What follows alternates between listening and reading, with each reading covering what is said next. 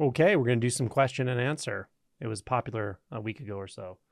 So I thought I would do the same thing. I'm just going to go through some of these comments people leave on the videos and then answer or comment on the comment. Let's see. We got here Freddie Walker.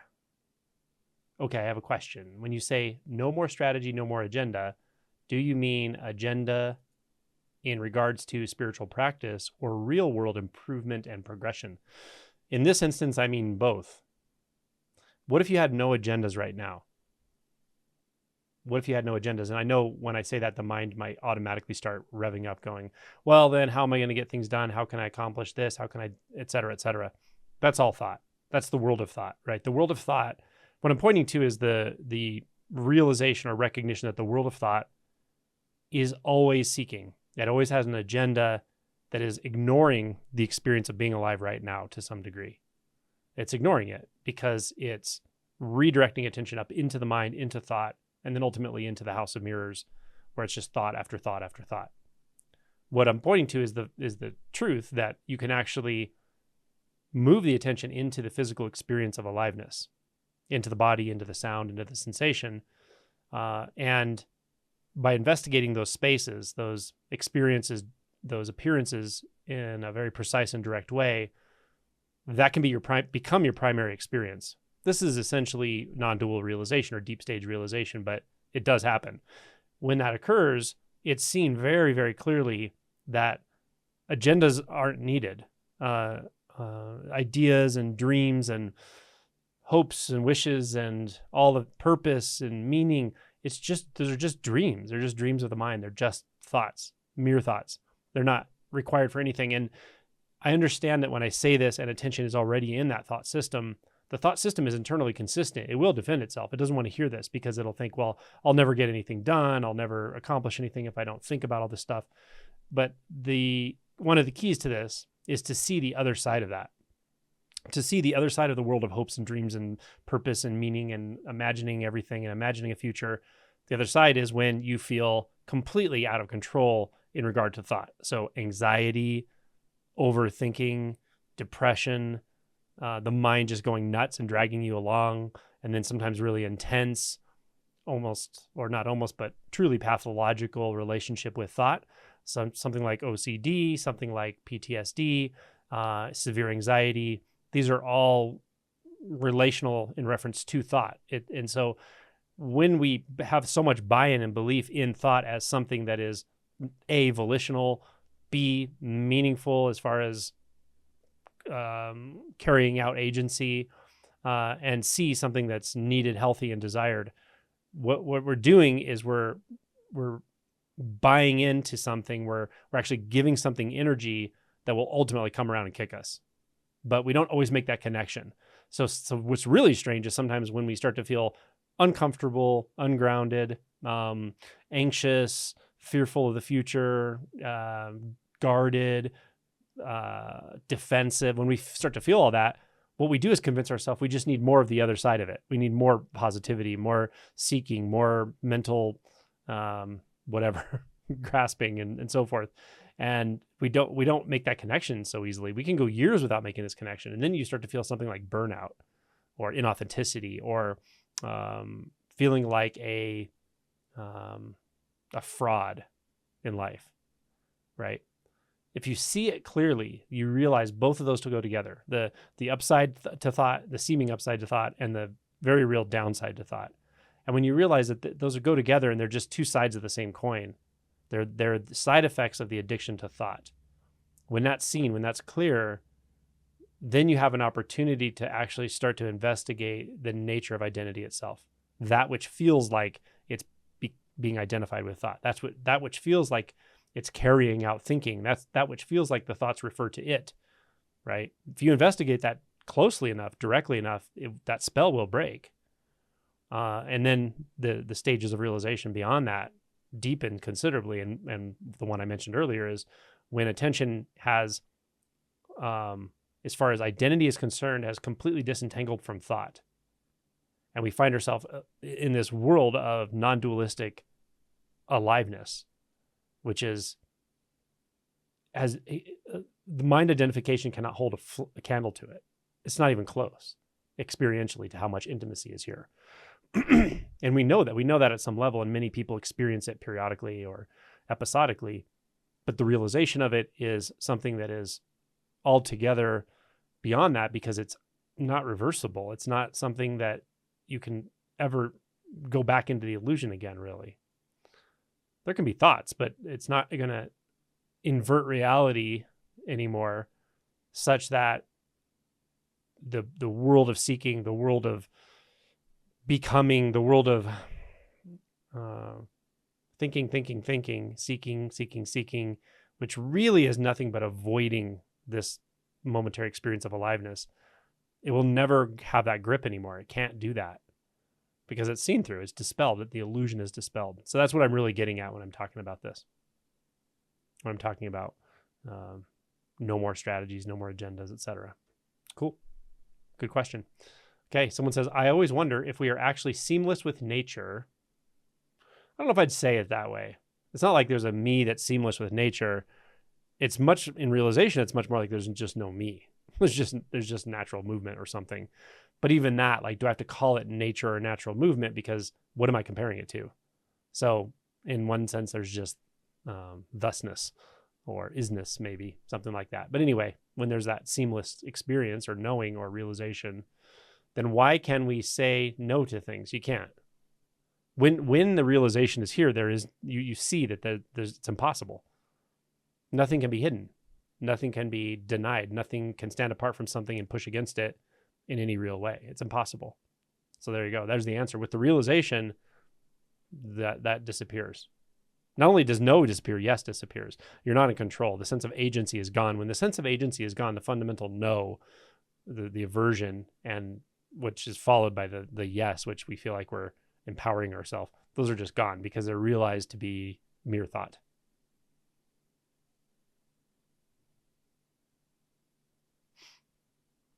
And it says, if it's seamless, then aren't our lives deterministic and without free will? That's the problem with that, is with the realization, you see that the last part of that question doesn't make sense anymore.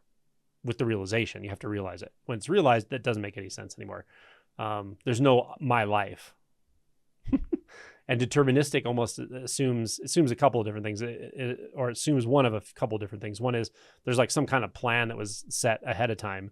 But that's if you believe in time. When you see that there's no time, there's just some sort of timelessness, then it's much more like everything, for lack of a better way of saying it, is just so. It's just how it is. So is that deterministic? Well, there's no agent determining it, and there's no time point at which a linear progression was determined. So it doesn't really make any sense anymore. Okay. It's like, it feels like maybe a combination of freedom. I wouldn't say free will. There's no will and there's no free agent apart from anything to have that will. But it feels like a combination of freedom and sort of, I wouldn't call it determinism, but it's like a just rightness. Like things are exactly how they only could be. It has that feel to it, but there's no philosophical description that exactly fits it. So that's my best answer there. In the moment, maybe later I'll have a different one.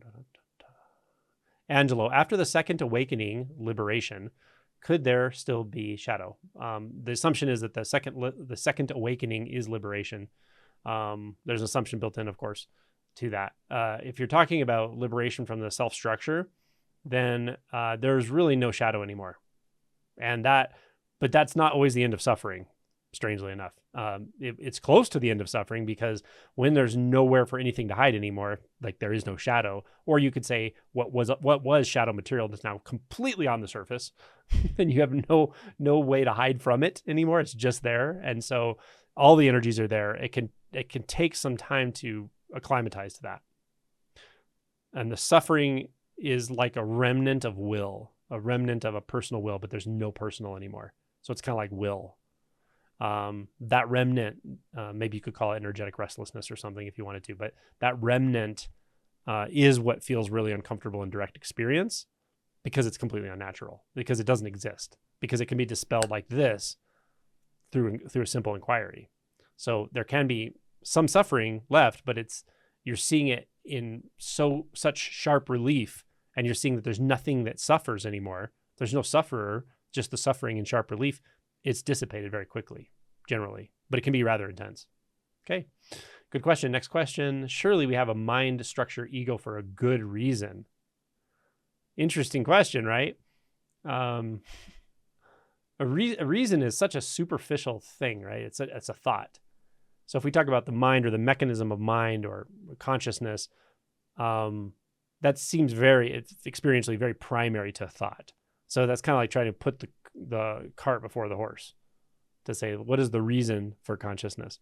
Consciousness is the source of thoughts that appear to provide reasons, let's say. So it's kind of a nonsensical question, to me at least, a non sequitur. If you want to talk philosophically, do we need a bunch of thought and a complex mind to survive and so forth? No. Animals show us that they don't.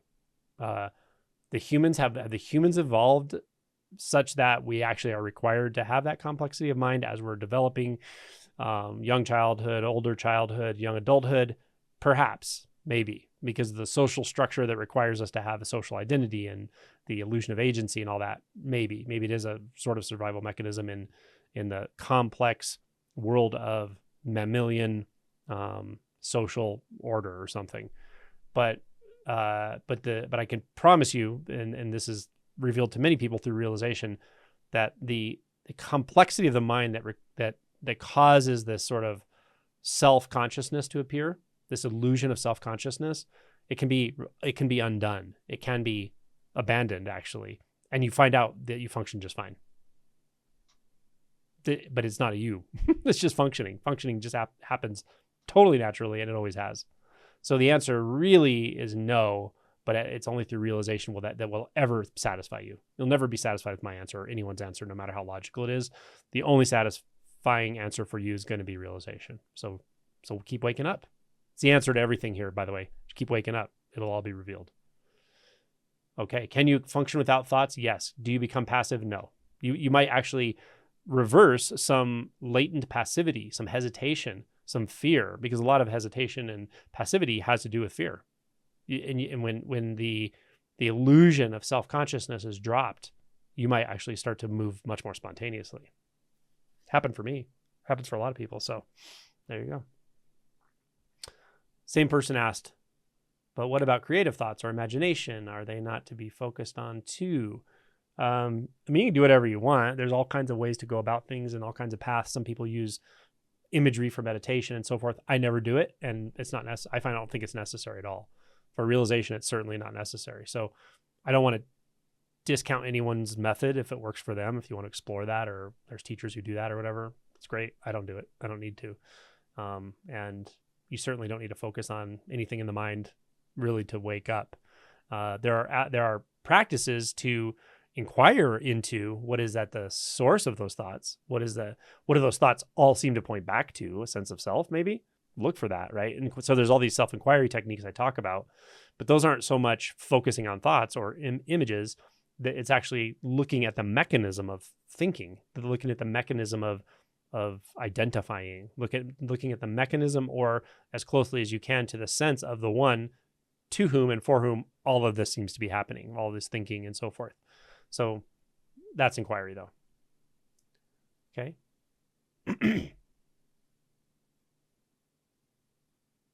Someone said, yes, I know this bracing myself to the next moment, and it's so exhausting. This is in reference to a video I made called, do you feel like you're bracing yourself for the next moment? Isn't that brutal? Like going through life feeling like hesitation. This is another answer to the first question is, the first question was, do you need to plan? Do you need to do this and that? What we don't realize is all of that forward thinking and all of the thinking and analyzing and stuff, it's a secondary effect. The primary effect is fear, is hesitation. When you see that, it's like, of course you want to dispel that. Get under the fear, get under the hesitation, get under the suffering, and then just see how much of that thinking you need to do. Or will you be enjoying so much just being in the aliveness, moving with total spontaneity, that you won't care to imagine stuff about the future and past and live in that world of illusion. So again, the answer comes back to waking up. Someone gave me $9.99 and said, thanks. That was John Klessinger. Thank you, John. Very nice of you. Very generous. Give you a heart. Someone said, this sounds very familiar. Trying to prevent and holding on at the same time. That's the do you find yourself bracing yourself for the next moment video? Excuse me. That's exactly what it is. It's like bracing yourself, like it's like a hesitation, but also holding on. It's like pushing and pulling on your experience all the time. Pushing and pulling, pushing and pulling. What you often find, or what people find with waking up, is the experience of struggle is the experience of you. They're seamless. They're the same thing. Struggles against struggle. It's a feeling of just struggle in every direction, right? Pushing and pulling on everything. Pushing on the past, pulling on the future, vice versa. Pushing and pulling on things we think we like and don't like. It's all an illusory world created by thought, but it feels so real, right? And so we buy into it, and when we buy into it and we start to struggle, we start to feel that struggle, but it's so inherent to the feeling of being a me that we just do it all the time. Struggle, right? That's no fun. Okay, someone else said to the same video, as this message was heard, the world clarified further, closer and more intimate. Wonderful. Being able to toggle back and forth between the infinite silence and the layers of narrative seems like a magical power. It does. At some point, though, that it won't be as fun to like visit the world of narratives. It becomes less of an option, less of a coping mechanism, but that's okay. Okay, that was from a guy named Joe Delatore. So this is Rowena Hutchinson. Angelo, you described this so well. Same video. You described this so well. This has been the case here. But I think a practice of reminding myself just this throughout the day, and now even in sleep, is reaping rewards. Totally. That sounds really simple, right? But it works for this person. Find what works for you. Try things. Try something. Don't just sit around and just tell yourself there's no one to do anything. Try something, And if it's just reminding yourself just this, maybe it's just feel, just hear, just see. Who knows what'll work for you, but that may work for you. Just this. And yes, when you apply a practice with diligence and with heart, it often does start to appear in sleep. So good for you. I'm happy for you.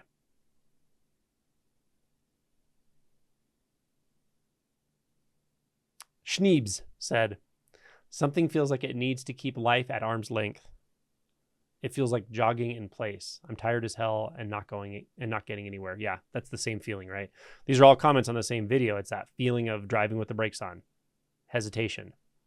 It's so not fun, right?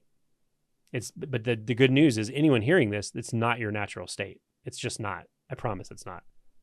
There's a way to live so spontaneously, and it's available to you for sure. 100%.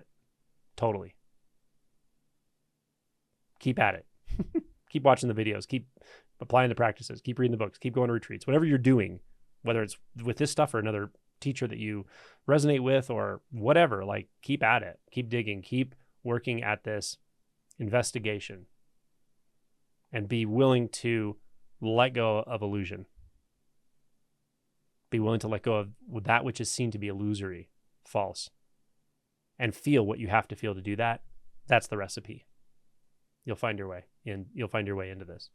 You'll find your way out of hesitation, struggle, fear, identity, illusion. Okay. So, okay, the same video here. This is Cavello Pazzo. Cavello Pazzo. It's a cool name. Sounds Italiano. I can totally relate to this. All my life, I've had a huge fear of getting disrespected or humiliated. This is a common one for people, by the way. And so I try to control every situation to prevent it, which made me super stiff. This is a common one, and it happens in different forms. So fear of humiliation is a huge fear. Like in my book, I describe this where the really early fears are like fear of abandonment. The deepest and earliest connections you make are with your caretaker to keep you safe, provide the most basic needs, almost like the reptilian needs, right? Food, protection, safety. Later on, when we become socially aware, when we essentially hit puberty, we become socially aware, then this whole other layer of the fear of humiliation comes in. We may have some of it earlier with our family, depending on what's going on, but It comes online hardcore when we become socially aware, and our family is not the center of our attention so much now as our social group is the center of our attention, or at least the social world, whatever it is. And we get this fear of humiliation, right? Many people do. Now what's interesting is how you adapt to that is variable, right? Some people, and it kind of depends on you, right? So you may be charming. You may use your charm. You may charm people into liking you, or you may charm the pants off people, so to speak. You may be funny. Funny people do this, right? If you're really funny, you'll use comedy to control your audience. And that means, if you get them laughing, they won't hurt you. They will give you validation, right? It feels really good. You get the validation and you avoid the humiliation. It's also why, like any comedian would tell you, if you're going on stage and so forth, the worst feeling in the world is to bomb, right? Is to like just have a bad night where you're not funny, your timing's off, whatever. Terrible, right? But yeah, some people use comedy to do it. Some people use avoidance to do it, right? Some people use rebellion to do it. Oh, I hate all those people. And so you just find the other rebellious people to like give you the validation, and you almost validate yourself by not caring about validation, but it's just a reaction formation. You're still seeking it in a different way. All these different methods we go to. And what I find is probably the more emotional pain or repression that there was in childhood, the more magnified this can be, and the more distorted that persona can be. But it can happen to anyone, for sure. Since awakening, so this is the second part of their statement. Since awakening, it's for sure getting better. Good. But it's so deep-rooted, it is. And I struggle to believe I will ever be able to feel comfortable and relaxed in every possible. Well, that's like a big expectation to put on yourself. Like every single social situation possible, I'm always 100% relaxed. That will make you feel like you're failing, right? That'll make you feel, it'll skew your perception probably, right? I would just say, if you're feeling better with it, that's great. If it's loosening up, that's great.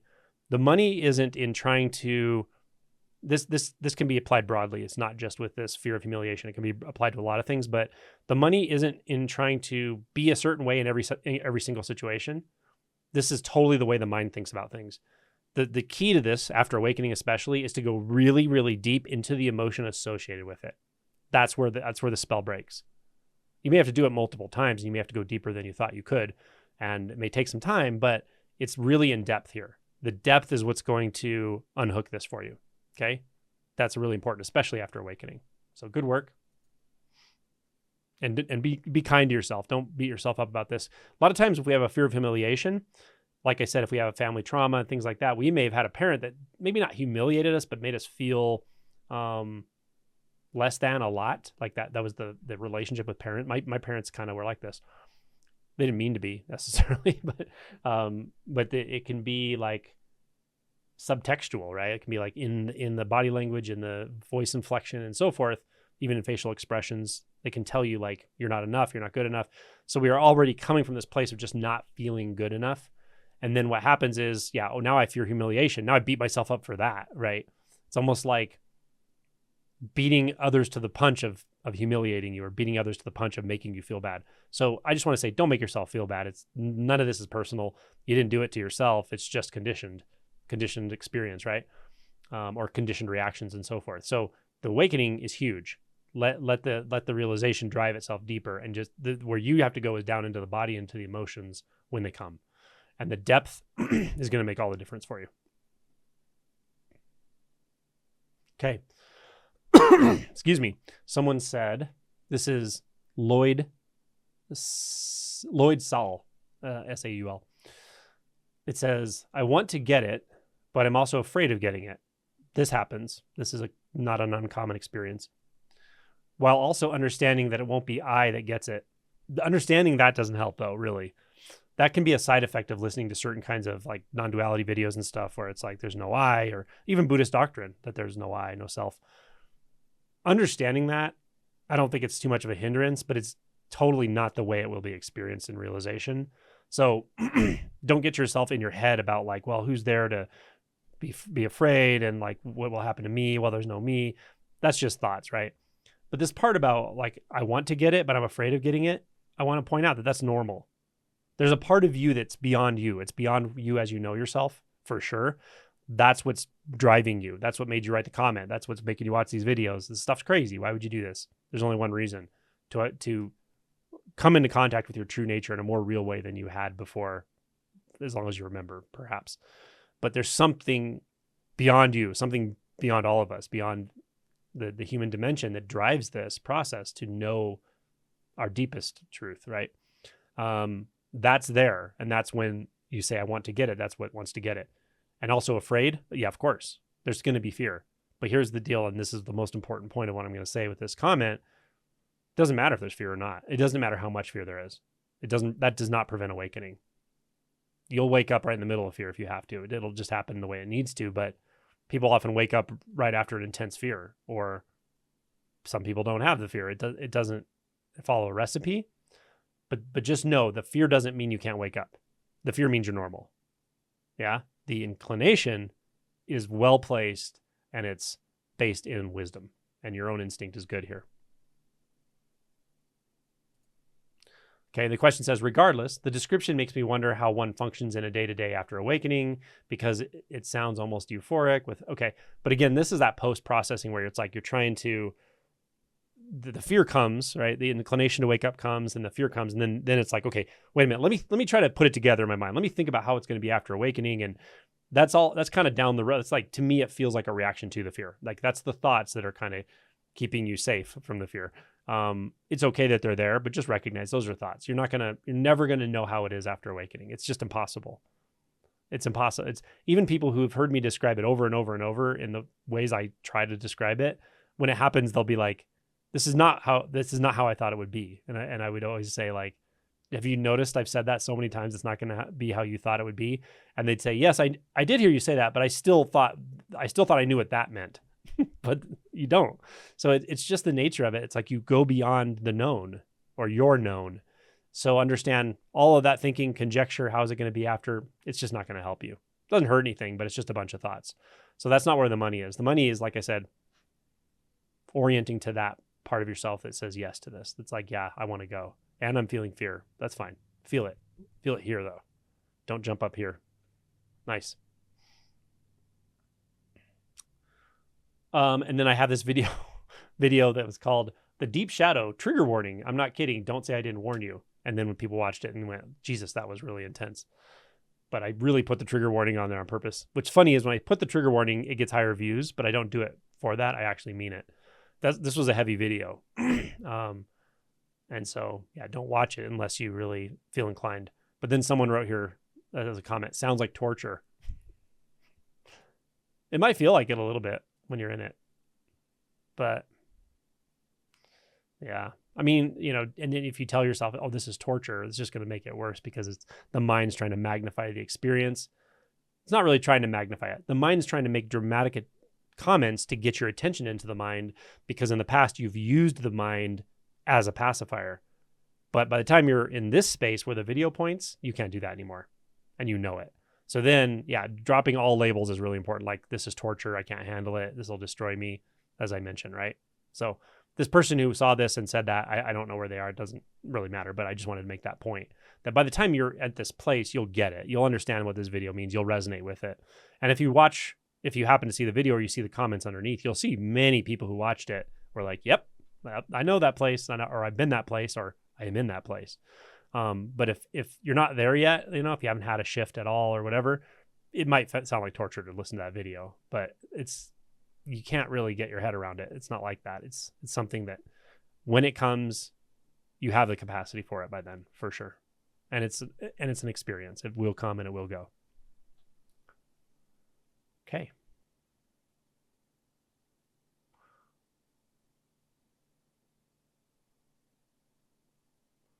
Someone said a thank you. Okay, this is an interesting comment. This is from the video, do you want the good news or the bad news about awakening? The commenter is named Ice Immortal, which is kind of cool. Like some kind of being that just rose from the Arctic ice and wanders the earth looking for, I don't know, the best flavor of ice cream or something. And this person said, at times I feel like I'm possessed and overtaken by my shadow. That might sound dramatic, but I think it's rather accurate. It's rather accurate. some of the most like heinous things that humans do. And if you ever listen to them like in court or describing it or talking about what it feels like to be overcome with the urge to like kill or something. I'm not saying this is Ice Immortal. It's not. But what they'll say is that that's exactly what like something took me over. Like the urge was so strong and it just took me over and I became like kind of unconscious or something. And some people may say, oh, that's an excuse. I think it's probably true, actually. I think that some subconscious drives are so strong and they're based in a lot of fear and they're based in, self-hatred often, things like that. But they're so strong they can like take us over and cause us to do really antisocial things, really violent things, and even things that seem very inconsistent with our persona, who maybe a lot of people think we are. That's an extreme version when I talk about overt violence, but I still see it in people all the time. I've seen it myself where it's like, if you get really good at watching closely the mechanism of attention, it may be surprising how quickly like ego can assert itself and replace experience such that you don't even notice it happened until it's already there. And that's a little creepy, right? It's a little creepy, like a little something possessing you and taking you over. And it's true. And I think Eckhart Tolle calls it, accurately calls it pain body. And he says it can go dormant and stay dormant for a long time and then it can activate. I think he's right on the money. It's exactly what it's like. So I think you're right that it can happen. And seeing that is good because what it does is it says, okay, I want to get under that. Like I want to see so deeply into my experience, my identity, into my mind, into whatever, that I can break that spell. Yeah. I think that's a massive challenge, but you can do it. It takes time and it takes realization, but I think it's worthwhile. I find that extremely challenging as it feels like a rather nightmarish trip that I can't terminate no matter what. Yeah, I understand. It eventually stops and I feel traumatized, but I also relieve that it has stopped. Therapy can help, right? Because this could be related to a certain trauma or something. So therapy can help with this stuff. Meditation, certainly a good meditation practice can help, but really to break the spell of that ability to disassociate, to go unconscious, etc., it requires realization. It just does, I think, to really break the spell.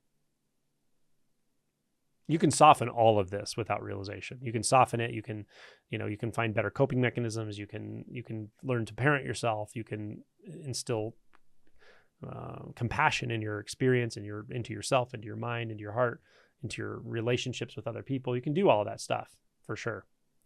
But if you want to break that spell, if you want to cut it off at the knees, so to speak, pluck up your life root, your illusion of separation, it requires realization.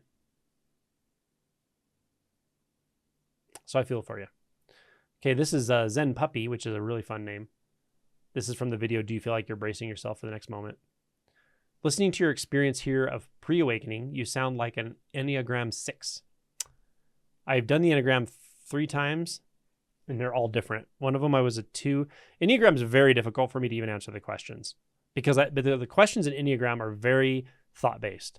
So it's like interpretation, and it's very hard because I can't buy into thoughts anymore. I can't buy into beliefs. I almost have to just sort of guess. Or when I'm reading the questions, I have to sort of try to imagine how I used to be. So it's very artificial for me to take the test. This is just my experience of it. And I've had 3 different answers when I took it. And I don't think any of them were 6, but anyway. It is clarifying to hear you say that these characteristics of holding back and being mostly fear-based made sense and were familiar to me. This is everyone, though. So it may be more prominent for a 6, for instance, or whatever, but I promise you, having worked with so many people going through all of this, going through this unbinding process, everyone will find this about themselves at some point. They will all find that, oh my God, I've been operating out of fear my entire life. Maybe for a 6, they're more clear on that. Maybe it's just more obvious to them. And for other people, it's more buried. But there's fear interwoven and interlaced with identity for everyone. Fear and doubt, for sure. So that's helpful. But I'm glad it related. I'm glad it was relatable.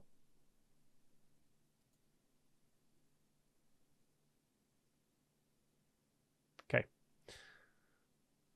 There's one called The Evolution of Fear, a video I did. And this message is from, hi, how are you?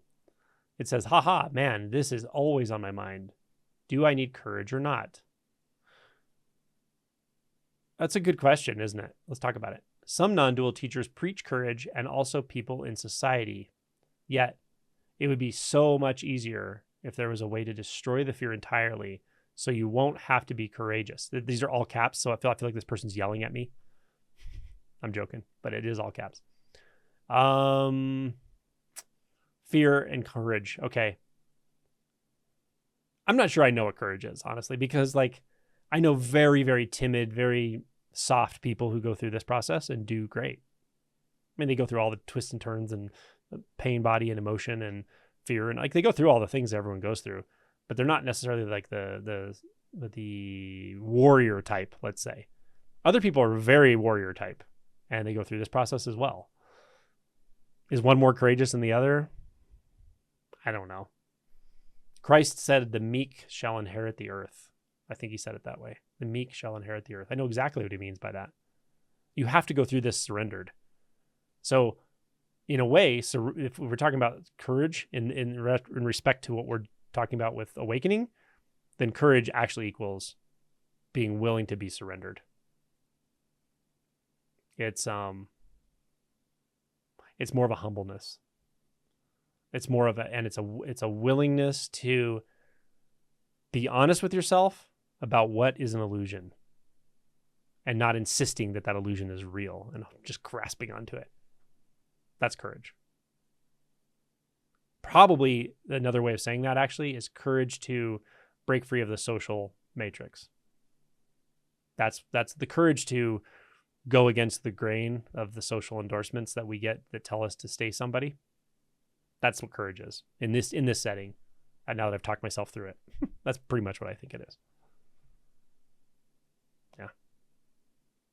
Okay. Good comment. Thank you. This is Empty Full Health. I'm doing a facilitator training for men's circle work. And in the beginning, we check in with a score out of 10 for how we were doing. I was at a 4 out of 10 because I'm processing a lot of energy. The cool thing was that I felt more like a 4 out of 4. I like that. Right? Because the cognitive distortion is like, oh, I should be a 10 right now, but I'm a 4.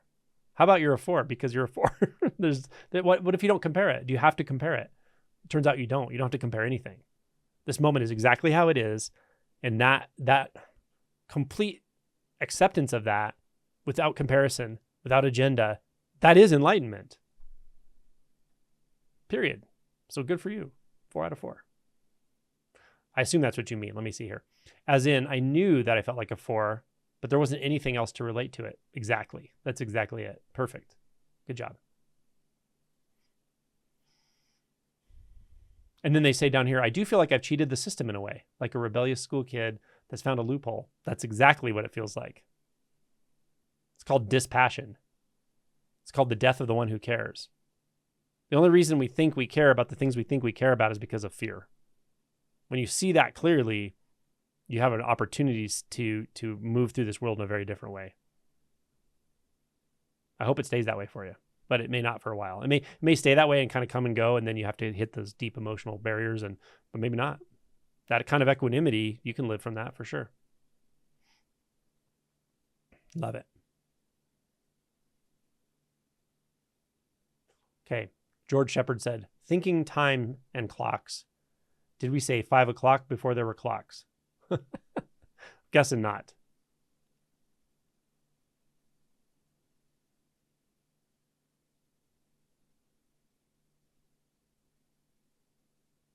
Someone said, it's been said that reality or God is the most simple. It's missed by complicating everything. I believe this is right on the mark. Whether you call it reality or God or whatever, source, doesn't matter to me. What matters to me is seeing that what you're reifying as reality, awareness, source, God, can still be another very subtle layer of identity. Well, sometimes it's not a subtle layer. Sometimes it's a very overt layer, but it can be a very subtle layer of identity still. So just be aware of that. But it's definitely in the right direction. I like that direction. I like that orientation. Cool.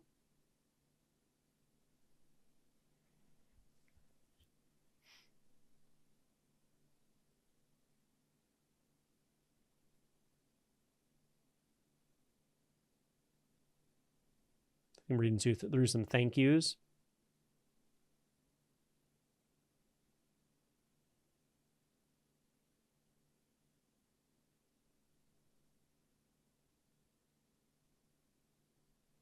Someone here, I'm actually reading a little ways down in their comment. They're called Tutorial 9322.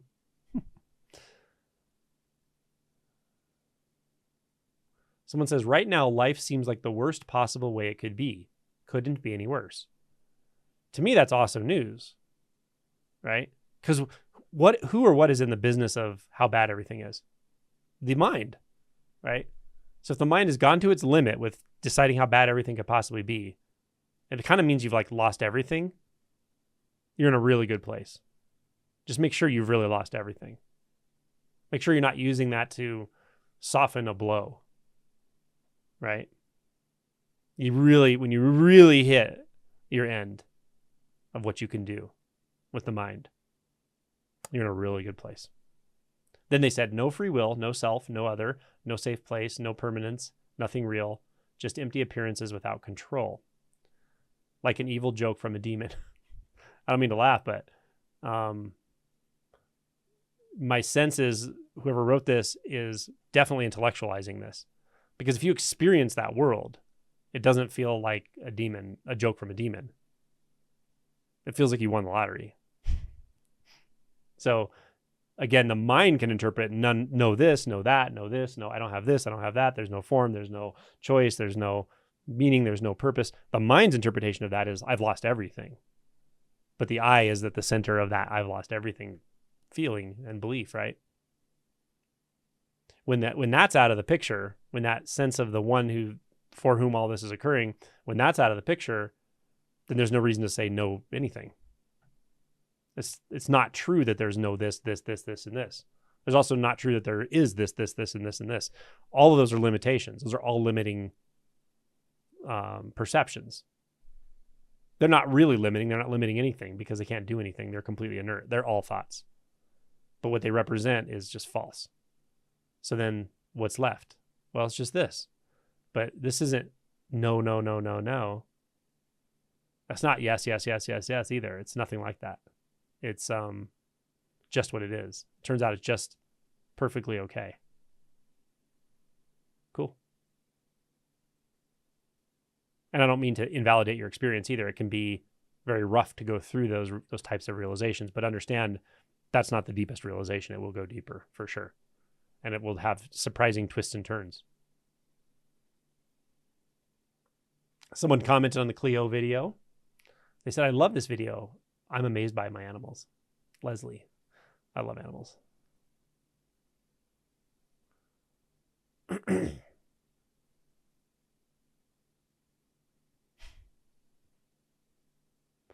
Someone said, poetic nonsense. Ha ha ha. I think they mean poetry here. All nonsense until the moment when it's not. Kind of is. I used to not get poetry at all when I was younger. It didn't make sense to me. Like I didn't understand why people would use words that didn't make sense, and I didn't get it at all. I didn't have a feeling. I didn't feel into it. But now poetry is like, it's a feeling thing. It's like a massage or something, right? It causes a physical experience. But yeah, when we're really mind identified, and I was really mind identified, the intellectual, logical mind really can't do anything with poetry. But maybe the right poem at the right time can break through that mind, can put it on tilt and break it. Just like that beautiful scene in the movie Revolver, where someone hands him a card and he reads the card right before he takes the first step down a staircase, and he just freezes and just falls down the stairs because he's in a freeze state, because what was written on the card was so, he basically said it stopped his mind because it was such an astounding statement. I'll let you watch the movie, but it's kind of like that. Some things will put the mind on tilt. Turning word, the right situation, coming to the end of your inquiry, exhausting your will, having a disruption in your life, tragedy. These things stop the mind. They can stop the mind. When your mind stops, that's your opportunity. Don't start it back up. Don't grasp onto anything. Let go. Don't hold on to anything. Don't construct beliefs. Don't try to understand. Don't spiritualize it. That's your opportunity.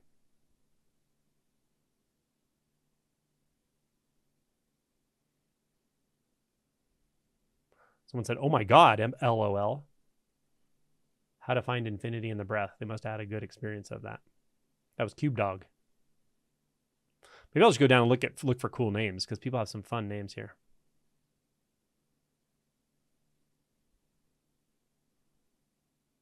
This is a fun comment. Robin Novak said, the relationship thing was so important to me. Then a few years ago, I really let it go, and awakening became the most important thing. That's awesome. When someone can get to that realization that, like, all the other agendas I have about how I want my life to go, I can see through them. They may bring some enjoyment into my life, and of course, all that stuff, but they're not going to satisfy my deepest yearning, right? And when you feel and you get the message viscerally that awakening is, or awakening can address that, then it's time to reprioritize. And it can be very surprising what happens in your life. Like as to this person, when she said, then a few years later, I let it go, and then awakening became the most important thing. Oh, of course, couple months later, I met this amazing man who I love dearly, and ironically seems to get in the way of my awakening. Oh, well, I don't know about that, but much harder to set aside time to do inquiry when there's someone else around, et cetera, et cetera. But, maybe the timing was good. Like, that could have been too distracting earlier on, and you still have this drive and this orientation, which is awesome.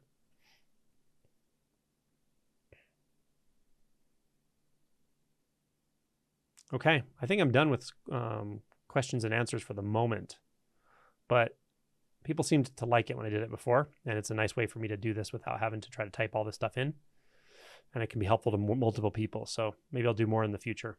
So thanks to everyone for your support and watching the channel, and I appreciate that.